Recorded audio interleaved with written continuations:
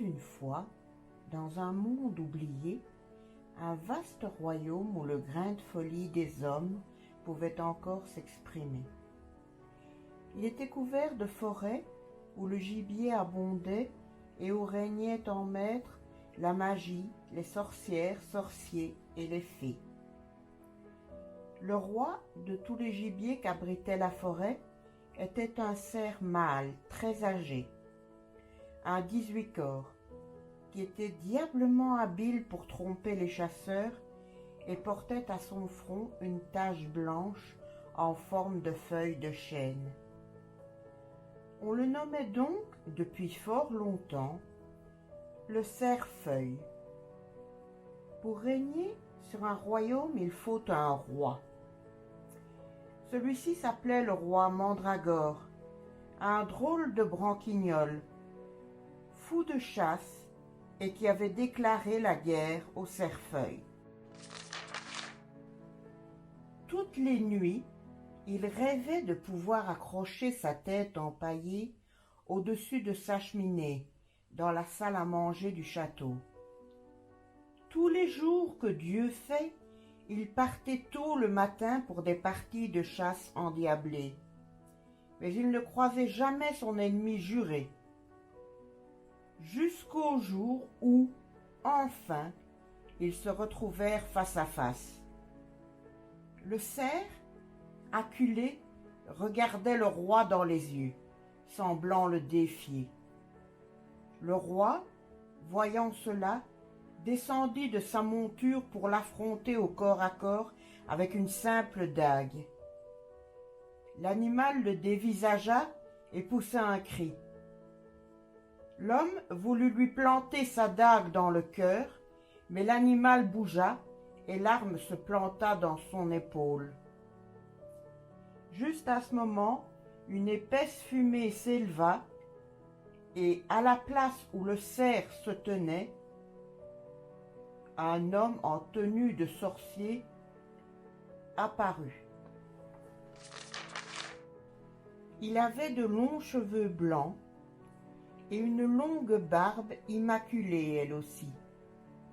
Il était vêtu d'une longue robe noire qui lui tombait aux pieds, recouverte d'étranges symboles. Il ouvrit la bouche et dit: « Ô roi, tu as tué tout le gibier de mes forêts que j'aime tant. À mon tour de me venger en te maudissant. Nom d'un gasoil et d'une sauterelle, toi le meurtrier, je te condamne à voir périr tous ceux qui t'entourent. Ils mourront d'une façon que vous trouverez marrante au début, mais qui laissera très vite un grand vide. Toi et quelques personnes aussi inutiles que toi, vous demeurerez en vie pour réfléchir à vos crimes commis et vivre la même vie que moi qui me retrouve seul en ces bois. »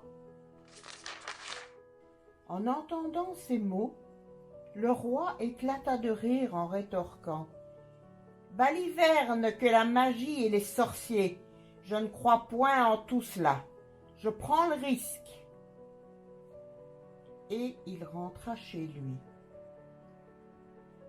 Dès son retour au palais, le roi, méfiant, fit convoquer son médecin pour lui recommander de veiller sur la santé de son peuple. Pourtant, dans les jours qui suivirent, de plus en plus de ses sujets furent atteints d'une bien étrange maladie. Les gens se mettaient à tousser, d'une toux sèche et rauque qui les laissait pantelants, épuisés. Ils étaient tous apyrétiques, sans fièvre, signe que leur corps ne luttait même pas contre la cause de la toux. Le plus étrange fut quand les gens commencèrent à mourir de bien étranges manières. Au plus fort de la toux, ils étaient soudain pris d'une telle quinte que leur corps explosait en des centaines de petites bulles roses, comme des bulles de savon. Au début, Les enfants trouvaient très amusant de jouer avec ces petites bulles, mais très vite, les enfants disparurent à leur tour. Puis les adultes achevèrent d'exploser, vidant peu à peu les rues du village puis les couloirs du château. Le médecin assista impuissant à cet état de fait avant de partir les rejoindre à son tour. Tant et si bien qu'il ne resta plus en vie qu'une petite poignée de personnes autour du roi. Et les années passèrent, et l'ennui et la solitude s'installèrent, et les habitudes se mirent en place. Dans ce petit groupe, il y avait le roi Mandragore, un robuste gaillard dans la trentaine, brûlant d'envie de repartir à la chasse, mais les bois étaient désespérément vides. Il se sentait seul et s'ennuyait cruellement. Son confident et ami de toujours, le sire Concis, un bel homme lui aussi, mais qui souffrait de terribles troubles de la mémoire sans s'en rendre compte. Il souffrait d'anosognosie, et pour lui, il se faisait de nouveaux amis tous les jours. Pour les autres, par contre, il était lassant à force de toujours répéter les mêmes choses. Le roi s'était même mis à le fuir comme la peste. L'abbé Tonnerre, un brave vieil homme, était lui perclus de rhumatisme, ce qui lui causait des douleurs énormes auxquelles s'ajoutait une crise de sciatique au niveau de la jambe droite. Tous ces maux lui faisaient pousser des jurons qui auraient fait pâlir le diable en personne et rougir plus d'un charretier.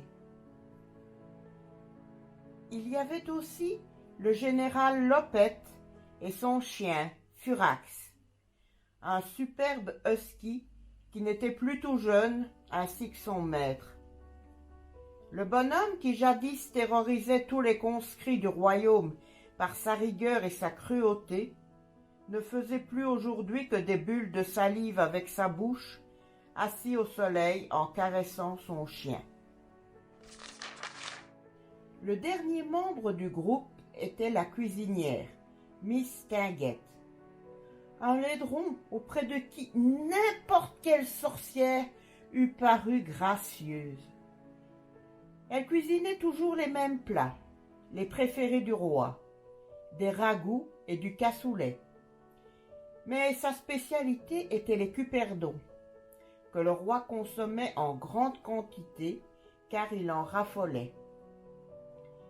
Elle avait essayé une fois de sortir de l'ordinaire en préparant une soupe de solilaise de poulet, un bas morceau de poulet d'une tendreté extrême.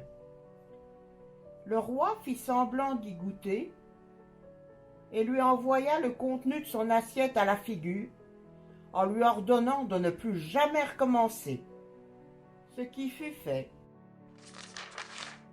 Avec toutes ces personnes autour de lui, le roi souffrait de plus en plus d'être seul et sans amour, et regrettait du fond du cœur d'avoir offensé le sorcier. Il continuait d'arpenter les bois dans l'espoir de le revoir de plus en plus loin, un peu chaque jour, mais sans succès, hélas.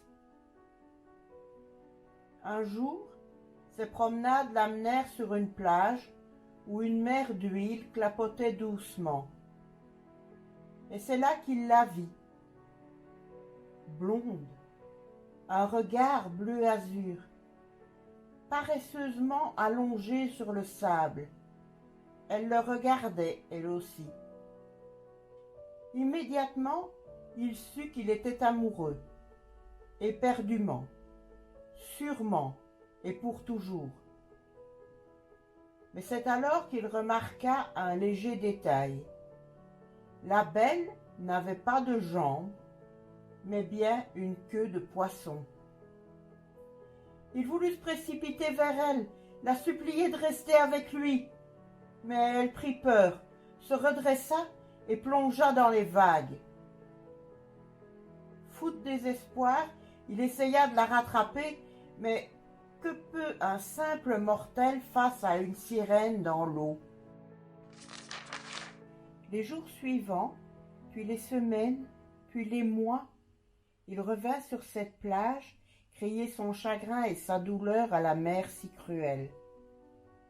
Si bien qu'un jour, dans une lueur bleue, la fée des mers lui apparut, assise à califourchon sur un banc d'écume, et s'adressa à lui.